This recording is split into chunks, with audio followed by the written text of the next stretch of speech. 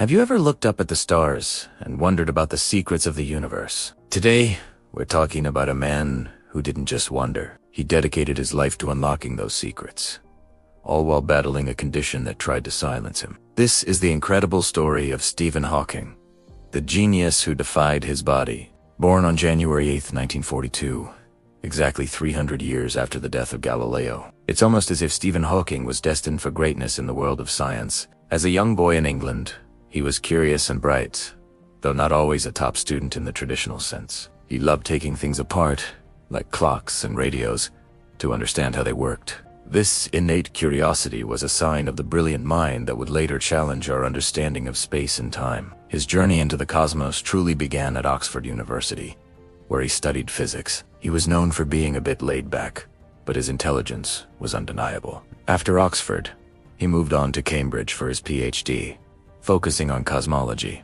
the study of the universe as a whole. This was where his life would take a dramatic and unexpected turn. At just 21 years old, while on the cusp of his groundbreaking career, Hawking was diagnosed with a rare, slow-progressing form of amyotrophic lateral sclerosis, or ALS.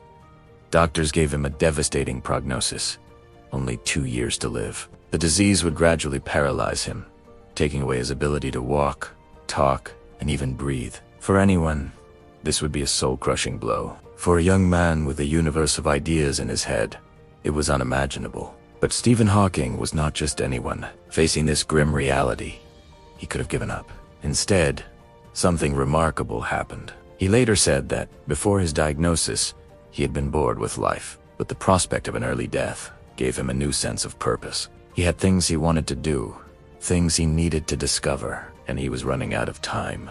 This newfound determination was fueled by his relationship with Jane Wilde, whom he met shortly before his diagnosis. Their love story is a powerful part of his journey. Jane saw the brilliant mind and the determined spirit beyond the physical challenges. They married in 1965, a testament to their belief in the future that doctors said he wouldn't have. With Jane's support, Hawking plunged back into his work with an intensity he'd never had before. He focused his brilliant mind on one of the most mysterious objects in the universe: black holes. At the time, the common belief was that nothing, not even light, could escape a black hole's gravitational pull. But Hawking, using a combination of Einstein's theory of general relativity and the strange rules of quantum mechanics, made a startling discovery. He proposed that black holes are not completely black. They actually leak a tiny amount of radiation, which would eventually cause them to evaporate and disappear over billions of years. This phenomenon was named Hawking radiation.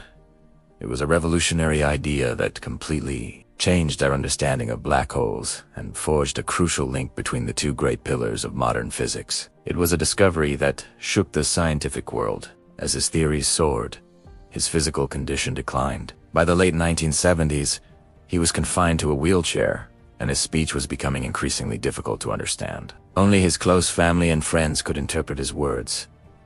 Then, in 1985, a severe bout of pneumonia required a tracheotomy, a procedure that saved his life, but took his voice completely. Imagine being one of the greatest minds on the planet, filled with complex ideas about the cosmos, but having no way to express them. It was another moment where he could have surrendered, but once again, technology and human ingenuity came to the rescue. A computer programmer in California developed a system that allowed Hawking to select words on a screen using a small handheld clicker. These words were then spoken by a voice synthesizer. This robotic voice became his trademark. It was distinctive, and through it, Stephen Hawking found his voice again, louder and clearer than ever before. He could write, he lecturous, and communicate his ideas to the world. He even joked that the American accent of his synthesizer was more understandable than his original voice. With his voice restored, he set out on another ambitious mission: to make the complex ideas of cosmology accessible to everyone.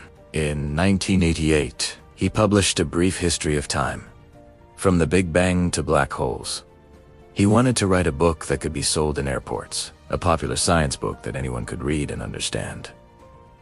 He succeeded beyond his wildest dreams. The book became a massive international bestseller, selling over 25 million copies and being translated into 40 languages. It brought concepts like the Big Bang, black holes, and the nature of time into popular culture. Suddenly, people all over the world were talking about the origins of the universe. All thanks to a man in a wheelchair who spoke through a computer. He became a global icon, a symbol of the limitless potential of the human mind. Hawking's work didn't stop there. He continued to refine his theories, explore concepts like wormholes and the possibility of time travel, and search for a theory of everything, a single, elegant equation that could explain the entire universe. He believed that if we found this theory, we would know the mind of God. Beyond his scientific achievements, Hawking was a cultural phenomenon. He appeared on shows like The Simpsons, Star Trek, The Next Generation, and The Big Bang Theory. He had a sharp wit and a mischievous sense of humor. He once ran over Prince Charles's toes with his wheelchair, later regretting not doing the same to Margaret Thatcher. He loved a good bet with his fellow physicists, often about the existence of black holes or other cosmic phenomena, and he wasn't afraid to admit when he was wrong. His life reminds us that our physical limitations do not define us. Stephen Hawking lived for more than 50 years after his diagnosis, defying all medical expectations. He traveled the world, experienced zero gravity, and continued to push the boundaries of human knowledge until his passing in 2018 at the age of 76.